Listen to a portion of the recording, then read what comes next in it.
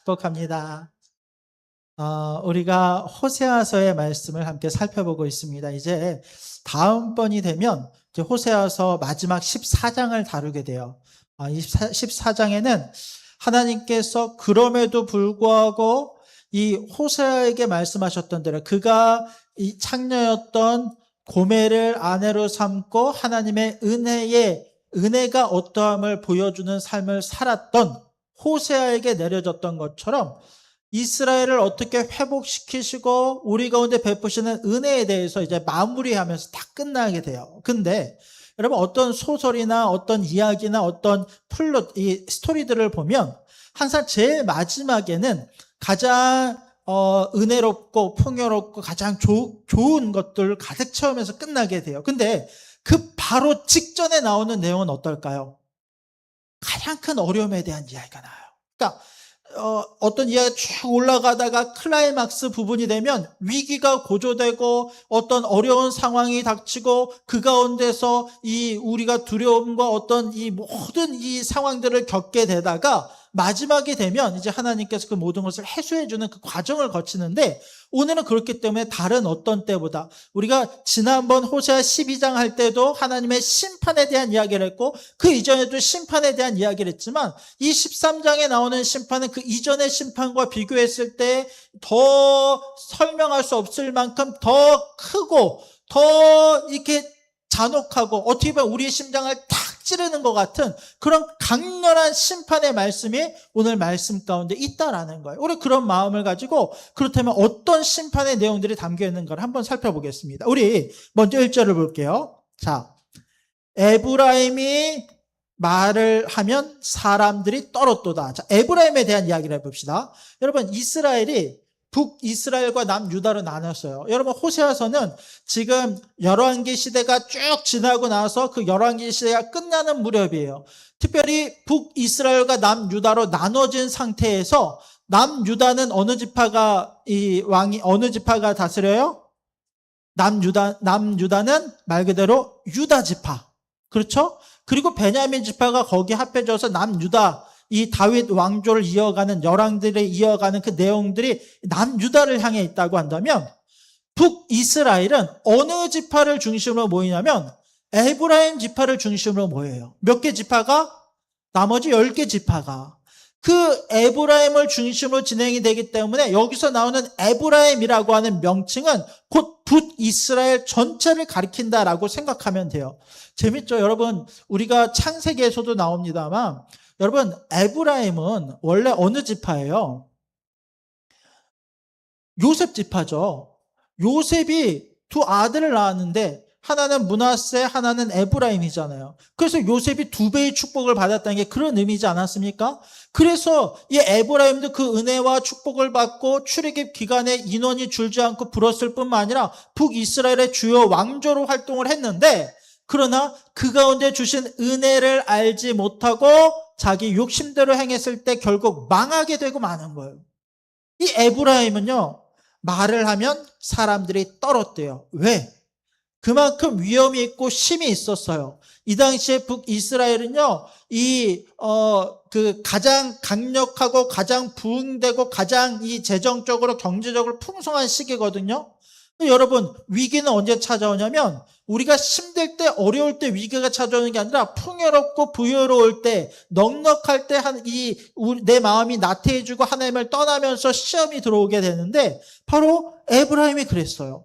에브라임이 말을 하면 사람들이 떨어요. 또 그가 이스라엘 중에서 자기를 어떻게 한다고 나와요? 자기를 높이더니 바알로 말미암아 범죄하였으므로 망하였도다. 에브라임이 자기가 잘 나가.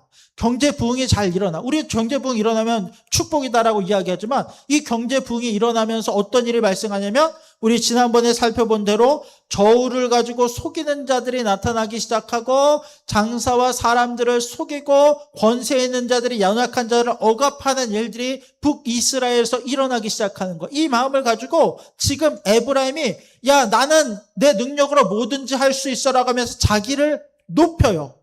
그러나 성경은 자기를 높이는 이 마음을 교만한 마음이라고 하죠. 그러면서 이 북이스라엘 어떻게 됩니까? 누구로 말미암아 범죄하다고 나와요? 바알로 말미암아 범죄함으로 망하였다라고 나와요. 북이스라엘이 이렇게 막 잘 나가고 에브라임 지파 너무너무 잘 나아가는데 결국 그들이 잘 나가는 것을 하나님께로부터 그 은혜를 찾는 것이 아니라 바알을 의지하고 바알을 섬기고 바알로 말미암아 범죄하기 시작하였으므로 이들이 완전히 망해버렸다라는 거예요. 2절을 한번 볼까요? 자, 같이 한번 읽어봅시다. 2절 말씀 시작.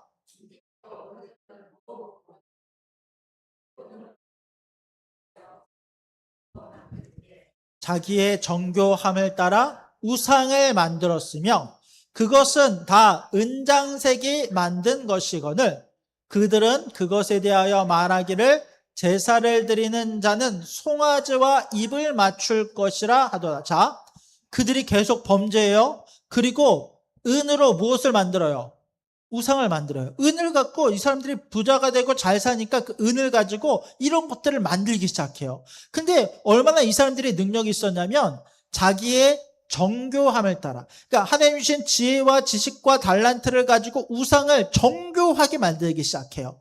그러면서 그것은 다 누가 만든 것이거늘 은장색이 만든 거예요. 이거 이제 은을 만드는 기술자들이 특별한 재능을 가지고 만든 거예요. 그리고 아름답고 멋진 우상을 만들어 놓고 뭐라고 이야기하냐면 그들은 그것에 대하여 말하기를, 이 우상에 대해 말하기를 제사를 드리는 자는 송아지와 입을 맞출 것이라 하는도다. 여러분, 북이스라엘, 우리가 이제 수요일 날에는 이제 열왕기서를 나가고 있습니다만 북이스라엘의 여로보암이 처음 왕이 되고 했던 게 뭐냐면 북쪽과 남쪽, 각각 북이스라엘을 기준으로 북쪽에 있었던 단과 이 남쪽에 있었던 베델에다가 황금 송아지를 만들어놔요. 그리고 그 송아지에다가 절을 하고 예배를 하고 그것이 하나님이다라고 이야기를 하면서 제사를 드리기 시작했어요. 이게 하나님 보시기에 너무 악한 일이었거든요. 오늘 보시면 이 은으로 그와 같은 우상들을 만들고 제사를 드리면서 하나님께 나아가는 게 아니라 송아지에다, 그 단에 있었던 베델에 있었던 송아지에다 입맞춤을 하고 이 변절하고 배신하는 에브라임의 모습을 보여주고 있다라는 거예요. 그럼 3절을 보면 이렇게 이야기합니다. 이러므로 그들은 무엇 같으며 아침 구름 같으며 쉬 사라지는 이슬 같으며 타작마당에서 광풍이 날리는 쭉정이 같으며 굴뚝에서 나가는 연기 같다. 다 공통점이 뭐예요? 그냥 보기에는 막 뭔가 있어 보이고 대단해 보여요. 막 굴뚝에서 연기가 올라오면 뭔가 막 이 검은 구름, 흰구름에 막 뭉게뭉게 올라오면 뭔가 있는 것 같아 보이지만 얼마 지나자면 쉬 사라지고 남김없이 없어지는 이슬과 쭉정이와 연기와 안개와 같다라고 이야기해요. 지금은 그들이 강성함을 자랑하지만 이 모든 것은 한때고 다 사라지는 것에 불과하다라는 것이죠. 자, 그러면서 4절 말씀 같이 한번 읽어봅시다. 4절 시작. 그러나 애굽 땅에 있을 때부터 나는 내 하나님 여호와라. 나밖에 내가 다른 신을 알지 말 것이나 나 외에는 구원자가 없느니라. 근데 하나님께서는 명확하게 애굽 땅에 있을 때부터 그 이전부터 우리 가운데 말씀하시면 뭐냐면 나는 너희의 하나님이고 너희는 나의 백성이다. 창세기에 계속해서 이야기했던 것이 나는 너의 하나님, 너는 나의 백성이다라고 하는 이 하나님의 주권 관계를 계속해서 강조하는데 하나님이 나밖에 없고 그래서 이 백성들이 출애굽을 해서 시내산에서 율법을 받을 때에도 다른 우상을 섬기지 말고 만들지 말고 나만 오직 섬길 것을 그토록 강조하셨음에도 불구하고 내가 유일한 구원자의 심을 선포하셨음에도 불구하고 사람들은 계속해서 우상을 숭배했던 그 이스라엘을 그대로 고발하고 있는 거예요. 여러분, 이스라엘 계속 보면요 얼마나 어리석습니까? 아니 어떻게 저럴 수 있어? 근데 여러분, 이스라엘 사람들 중에 많은 수는요 그것을 우상숭배라고 생각하고 우상숭배를 하는 게 아니에요. 하나님을 바르게 아는 지식이 없었어요. 호세아서 말씀, 하나님 아는 지식이 없었다는 건 뭐냐면 말 그대로 여로보암 시대에 황금 송아지를 놓고 이것이 하나님이다라고 이야기할 만큼 여러분, 우리도 똑같이 나는 하나님 잘 믿어라고 하지만 실제로 가만히 따져보면 내가 믿는 하나님은 성경이 말하는 나의 주, 나의 하나님을 믿는 것이 아니라 사람들이 이야기하고 사람들이 믿고 내 마음의 소원을 이루어주고 나를 성공하게 만들고 나를 모든 어려움 가운데서 세상 사람들이 바라는 대로 이끄는 내가 좋아하는 모습의 하나님만을 바라본다라고 한다면 그것이 때로는 내가 황금 송아지를 놓고 절하고 입 맞추듯이 우리 역시 우상 숭배를 하고 있는 모습이 우리 가운데도 있을 수 있다라고 하는 경고의 말씀이라는 거예요. 우리 늘 조심해야 돼. 내가 하나님을 바르게 알고 있는가? 내 하나님은 어떤 하나님이신가? 말씀을 통해서 매일마다 그 하나님을 찾아가는 거예요. 그 하나님과 언약을 맺는 거예요. 그 하나님이 여러분 내가요 진짜 하나님을 잘 믿기 시작하면요 내가 세상을 해석하고 내 삶을 의지하는 방식이 달라져요. 그 전에는요 내가 하나님을 잘못 믿으면 하나님이 나를 위해 존재해. 그러면 하나님 내가 뭘 하든지 나에게 어떤 은혜 주시고 나를 어떻게 살리시고 내 간증이 되시고 내 어떤 중심으로 하나님은 돕는 역할로 계속 등장하게 되는 게 우리가 어쩌면 잘못 믿고 있는 하나님의 모습이에요. 우리의 신앙은 그런 게 아니에요. 그리스도인의 신앙은 그거 아니에요. 그리스도의 신앙은 내가 완전히 죽고 하나님이 내 안에 주인이 되시는 거예요.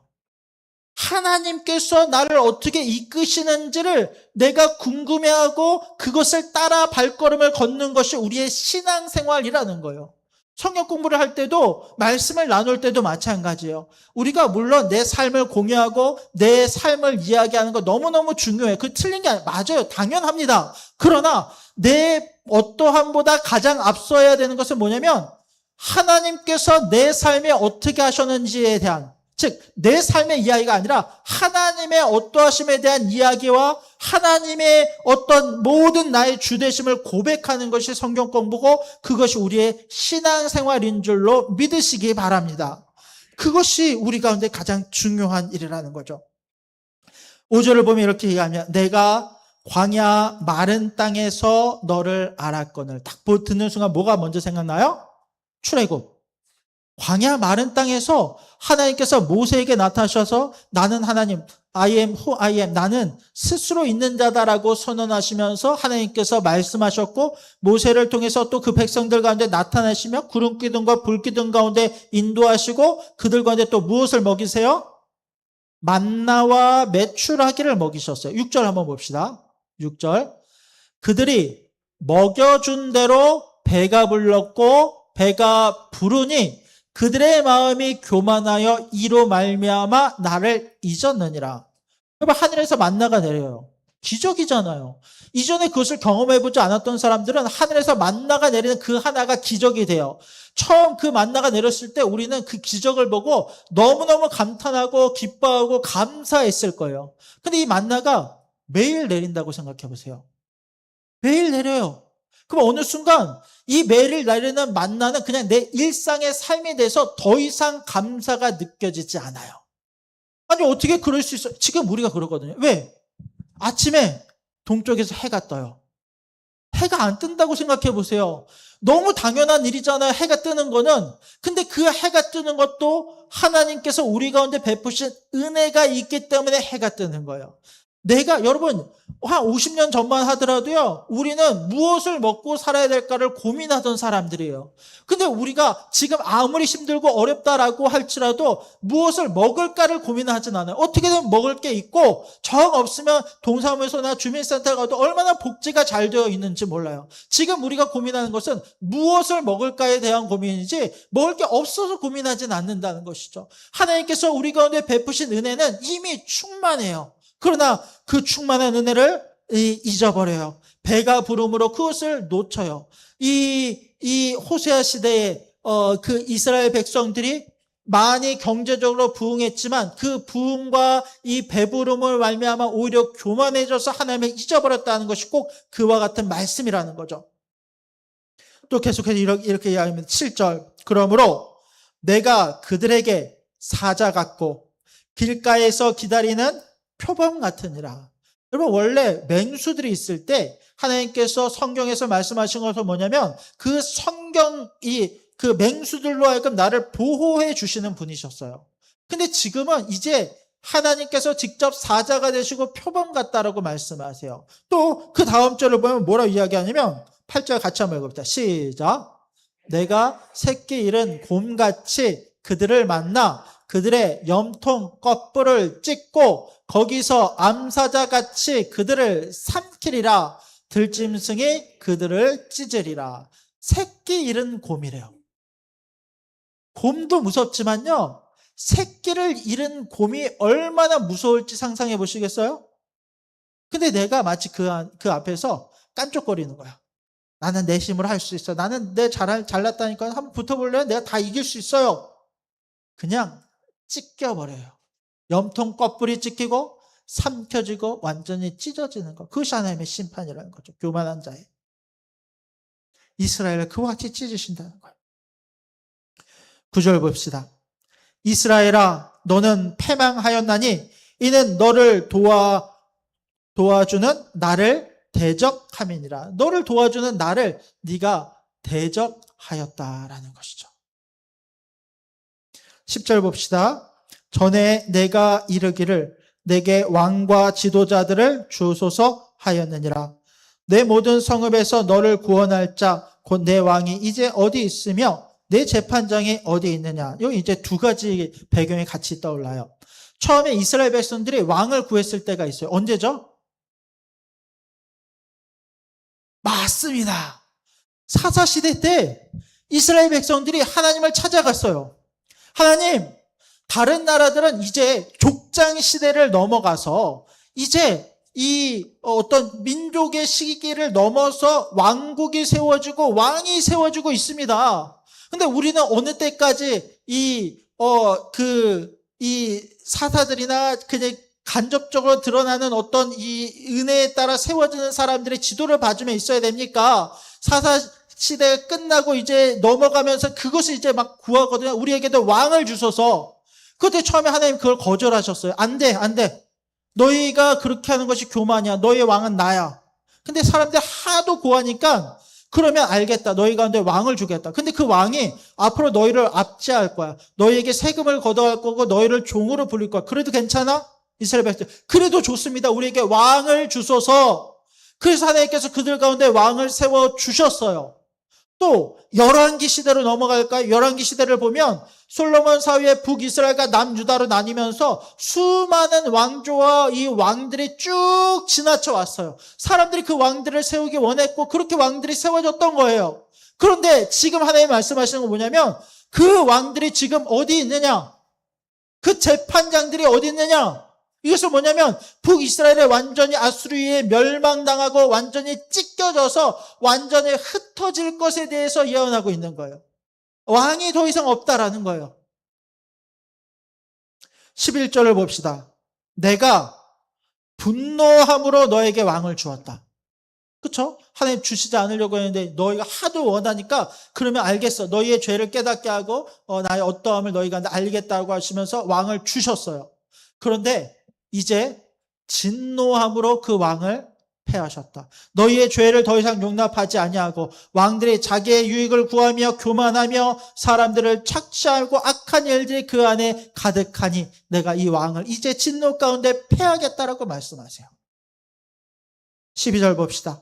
에브라임의 불의가 봉합되었고 그 죄가 저장되었나. 이게 무슨 말일까요? 불의가 봉합이 아니라 봉함. 불의를 채워 넣어서 이 함 안에다 넣었다는 거예요. 죄가 저장됐다는 거예요. 죄가 딱 그 안에 쌓여서 가득 차 있다는 거죠. 이 장면을 뭐라고 표현하냐면 임산부로 표현해요. 죄가 그 안에 들어와 그 죄로 말미암아 잉태한 이 이스라엘이라는 거예요. 봉함되었고 저장되었대요. 이게 어떻게 계속 이어지냐면 자 13절 같이 한번 봅시다. 시작. 해산하는 여인의 어려움이 그에게 임하리라. 그는 지혜 없는 자식이로다. 해산할 때가 되어도 그가 나오지 못하느니라. 해산하는 여인의 어려움이 그에게 임해요. 그러니까 고통은 고통대로 당해요. 우리가 해산할 때 아이를 낳을 때 얼마나 배 아파서 낳습니까? 고통은 고통대로 임해요. 그런데 그는 지혜가 없는 자식, 죄악 가운데 있는 자식이라는 거예요. 해산할 때가 되어도 그 아이가 나올 수 있어요? 없어요? 없어요. 그 죄가 가득 찬 상태로 배가 부르지만 고통은 누리지만 그 해산하지 못하는 상태로 있는 것이 지금 에브라임 북이스라엘의 상태다라고 말해요. 이게 우리가 이 텍스트로 봐서 그렇지 가만히 상상해보면 이게 얼마나 잔혹하고 얼마나 무서운 일입니까? 배가 부른 상태에서 아이를 낳지 못한 게 공포가 아닙니까? 그런 상태가 이스라엘 상태인 거예요. 14절은 이렇게 말씀해요. 그러나 그럼에도 자 14절 시작. 속량하며 사망에서 구속하리니 사망아 내 재앙이 어디에 있느냐? 수월아 내 멸망이 어디에 있느냐? 뉘우침이 내 눈앞에서 숨으리라. 이건 뭐냐면 그럼에도 불구하고 해산하여 낳지 못하는 자의 고통과 같은 죄 가운데는 에브라임이라고 할지라도 그러나 내가 이 수월 가장 깊은 곳에 있는 지옥의 권세에서 너를 속량 구원하며 사망에서 너를 구속 다시 생명을 주리니 사망아 내 재앙이 어디 있느냐 수월아 내 멸망이 어디 있느냐 뉘우치마 내 눈앞에서 숨으리라 라고 하면서 그러나 이 모든 죄악 가운데 잉태해져지는 해산하는 여인과 같을지라도 하나님께서 고매를 택하시고 은혜를 베푸시고 다시 신부로 삼으시고 그 호세아의 장막 안에 거하시게 하셨던 그 은혜를 이스라엘 백성들이 때가 되었을 때에 그들 가운데 다시 베풀어 주실 것을 약속하고 계세요.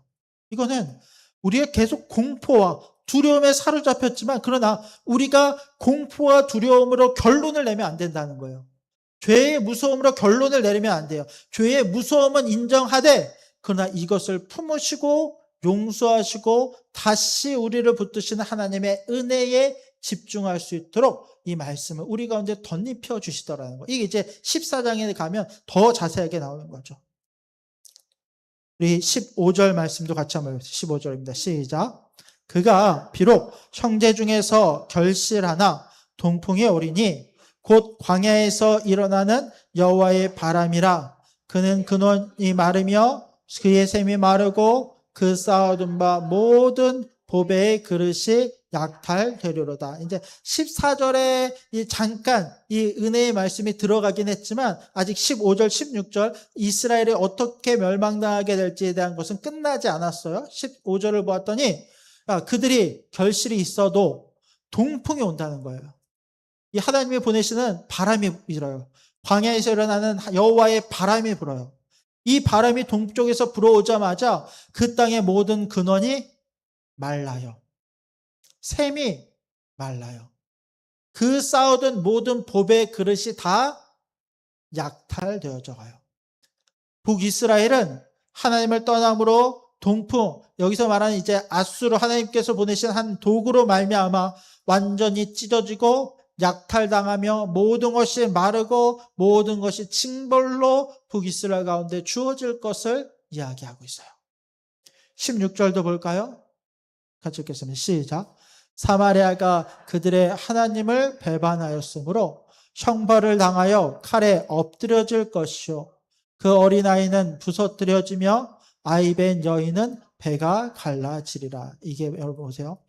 14장 전에 가장 강렬한 이 진노의 말씀을 더하셨다라고 말씀을 했는데 이 장면에 보세요. 사마리아. 여러분 사마리아는 뭐예요? 에브라임은 알겠어요. 사마리아는 뭐예요? 사마리아는 지명이에요. 에브라임은 지파를 이야기하는 거고요. 사마리아는 지명이에요. 북이스라엘의 수도가 사마리아예요. 이 사마리아가 그들의 하나님을 배반했어요. 특별히 사마리아의 죄는 우상숭배의 죄, 혼합주의의 죄, 그 땅의 가나안 족속의 문화를 받아들이고 이방의 문화들과 연합해서 이방인들과 결혼하고 그 안에 모든 우상을 섬기는 이 엄청난 죄로 말미암아 하나님을 배반했어요. 그런 그들 가운데 형벌이 임하는데 칼에 엎드려진다. 전쟁이 난다는 거예요. 그들이 진노 가운데 하나님의 칼을 당한다는 거예요. 그 어린아이가 부서뜨려지며.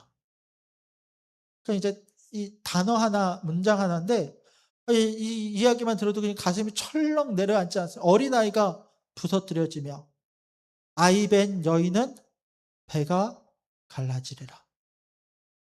해산하지 못하는 그 고통이 더 큰 고통으로 끝나요. 그 배가 갈라지며 고통 가운데 주어지는 하나님의 징벌이 임할 것을 이야기하고 있어요. 우리 가운데 우상 숭배의 죄가 얼마나 심각하고 무서운 일인지를 오늘 성경은요, 굉장히 직접적으로 우리 가운데 말씀하고 보여주고 있습니다. 여러분, 이 말씀 안에 우리가 우리를 비추는 은혜가 있기를 원합니다. 누군가 이야기가 아니라 내 안에 우상 숭배의 마음은 없었는지, 하나님보다 더 우선하는 마음은 없었는지, 내 안에 교만함으로 내 마음대로 행하고자 하는 그 교만함의 마음은 없었는지를 우리가 돌아보는 은혜가 있기를 원합니다. 그러면서 오늘도 주의 말씀을 붙잡고 내 가운데 부어질 그 은혜를 소망하며 믿음으로 하나님 앞에 나아가는 저와 여러분들이 될 수 있기를 주님의 이름으로 간절히 부탁드립니다. 아멘. 기도하겠습니다. 하나님 감사합니다. 오늘도 호세아서의 말씀을 통하여 내 심장을 하나님 다시 한번 깨워주시고 내 안에 있는 아버지의 굳어진 내 마음을 다시 한번 울려주심을 감사드립니다.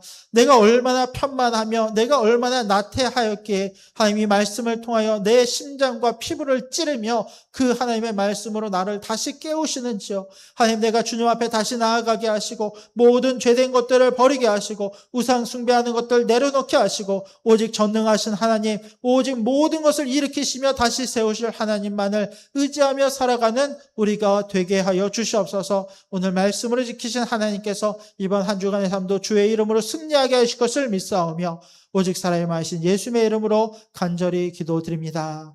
아멘.